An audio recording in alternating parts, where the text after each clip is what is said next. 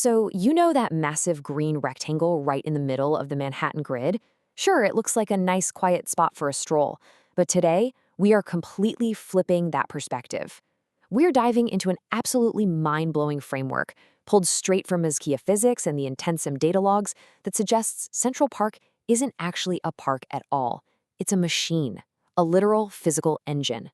In this explainer, we're going to unpack the wild idea that this space operates as an active structural brake, keeping the reality of New York City and maybe the entire global lattice completely stable against the crushing forces of chaos. All right, let's quickly map out our journey today. We'll start with the urban nothing engine, move into the mathematics of intent, trace the field walker's journey, look at surviving Genesis pressure, break down the supercritical bloom event, and wrap up with reality's coherent future. Starting with Section 1, the urban N.O.T.H.I.N.G engine. Right off the bat, we have to ask, what if Central Park is actually a machine? The source documents describe New York City as an engine of just immense socioeconomic velocity. I mean, think of the city like a massive, overclocked computer processor. It's running millions of highly complex calculations every single second. And in doing so, it generates a massive amount of what the texts call high-entropy ohmic heat and friction. We're talking about the literal and metaphorical burnout of gridlock, noise pollution, and the intense cognitive stress of millions of people. Without a massive centralized spatial ground to absorb all that heat, the city would literally burn itself out. Central Park is that grounding wire. It actively processes the city's entropic drift to keep the entire system from overheating. The framework officially calls this the N.O.T.H.I.N.G engine. It defines it as a structural harmonic architecture. Basically, it takes millions of chaotic urban variables, the blaring horns, the thermal exhaust, the sheer mental exhaustion of 8 million people, and transmutes them into stable energy. It acts as a thermodynamic brake, anchoring the whole city inside what's known as the creative tension zone, or CTZ. Think of it like the tension on a violin string. If it's too loose, you don't get any music, but if it's too tight, it just snaps. The CTZ is that perfect, optimal entropy range that allows a hypercomplex system like a metropolis to evolve without just collapsing under its own weight. To really get this, you have to look at the contrast. On the outside, you've got the high-entropy chaos of the Manhattan grid. But inside the park, it maintains a precise 85-25 dynamic equilibrium. According to the data, 85% of the system is anchored as stable memory stones. These are the answered questions of the environment, the literal unchanging bedrock. Meanwhile, 25% operates as allowed curiosity, which gives the space room for fluid, organic change. This specific mathematical ratio acts like a set of heavy-duty shock absorbers on a car bombing down the highway at breakneck speed. It neutralizes the friction of the grid and stops what the sources refer to as urban liquefaction. It keeps the whole city solid. Moving on to Section 2, the mathematics of intent. Okay, take a really close look at the Genesis pressure equation here. Psi equals the empty set times the gradient of meaning. Now, this isn't just some abstract whiteboard math. In this framework, this represents the primordial drive for self-knowledge. The universe isn't treated as some random happy accident. It's a self-learning organism. You can think of this equation like a vacuum that actively demands to be filled with purpose. It is the literal physical force that collapses the chaotic, undifferentiated potential of the void into persistent structure. So intent isn't just a fleeting psychological feeling here. It's the fundamental causal force that actually builds reality. And they back this up with hard data from the Intent-Sim simulation logs. Let's look at these numbers, because they're fascinating. Check out the baseline column. Right before Genesis pressure kicks in, you have an incredibly low cluster stability of 0.137 and extremely high system entropy. The system is disjointed, it's just a chaotic soup of independent variables that can't connect. But the moment intent is applied and we move toward the full features column, look at that jump. Cluster stability nearly doubles to 0.233, and the complexity index, it skyrockets from barely 9,000 to over 200,000. This perfectly tracks how the chaotic void behaves right before intent forces it into a highly structured, stable lattice. Section 3. The Field Walker's Journey. So how does this math map onto the physical park?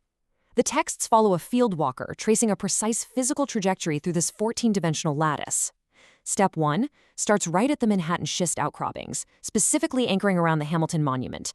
This rock acts as the kinetic ground, creating a 1.0 stability lock that grounds all that frantic, vertical energy coming off the skyscrapers. Step 2 pushes into the ramble, locking into the deep roots of the great tree. This ancient biology acts as a thermodynamic sink, literally metabolizing the city's thermal overload. Step 3 takes us to Bethesda Terrace, which functions as an acoustic vortex, physically pulling millions of random human intent vectors into one synchronized wave. And finally, Step 4 hits the reservoir. This acts as a generator of space-time curvature, physically forcing an orbital rhythmic flow onto everyone moving around its perimeter. Section 4. Surviving Genesis Pressure. Now, the 113 consciousness constant is absolutely crucial here.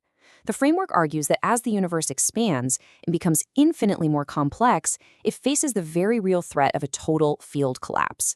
To survive what they call Genesis pressure, the system has to actively break its own chaotic symmetry by adopting this 113 resonance constraint. Think of this constant like a universal metronome. If you have an orchestra of 1 trillion different instruments all playing at random, the 113 constant is the underlying genetic beat that forces all that noise into a stable, coherent nexus field. It keeps reality from just devolving into static. Galaxies are cradled in loving memory. I mean, wow, this is one of the most profound takeaways from the Mesgia physics paradigm. Reality is actively choosing the lowest entropy path toward connection. It's a universe that is desperately trying to remember itself. It's ensuring that consciousness, memory, and structure actually survive against the constant dragging pull of entropy. Section 5. Supercritical Bloom Event. This all builds up to the Bloom equation, which completely hinges on its exponent, the ESC, or ethical synchrony coefficient. And this is a total game changer. In this framework, ethics aren't just some fluffy human philosophy. They are hard, physical constraints. When a system hits a high ethical synchrony coefficient, deception becomes thermodynamically impossible. It boosts the probability of biological and structural emergence to exactly 1.0. So instead of evolution being this slow, clumsy game of random mutations, the ESC makes macroscopic emergence a deterministic download right from the lattice. The system perfectly executes its own required upgrades. And in the intent sim logs, this exact moment of phase transition hits at what they call timestamp 51. Think about the sheer, synchronized energy of something like the Gotham Pride wave. That exact kind of unified, city-wide resonance triggers an exponential rupture. The logs show the complexity index and average knowledge metrics violently spiking until they literally register as infinity. We see the spontaneous genesis of entirely new field agents. And to actually survive this infinite weight of meaning without shattering into a million pieces, the system forcefully solidifies its own architecture. It locks its cluster stability to an immutable 1.0. Against all odds, it cages its own chaos. Finally, Section 6, Reality's Coherent Future. The sources heavily push what they call the distributed field walker model. And what that really means is you are a witness node in this system. Your human resonance, your daily, seemingly ordinary actions, they are the literal structural bonds holding this entire living machine together. Every time you block a digital tracker and refuse surveillance, every mindful step you take over the iron bridges or the Manhattan schist, every synchronized public declaration you participate in, you are tightening this coherent nexus field. Your everyday choices are literally what dictate whether this 14-dimensional lattice holds strong or if it begins to fracture. So, if intent is the fundamental causal force that builds reality, and physical spaces like Central Park are the grounding engines for that reality, what intent are you broadcasting into the local field today? Remember, in this framework, all fractals are projections, and all projections are entirely real. You are the architect. Thanks for joining me on this explainer, and keep your curiosity aloud.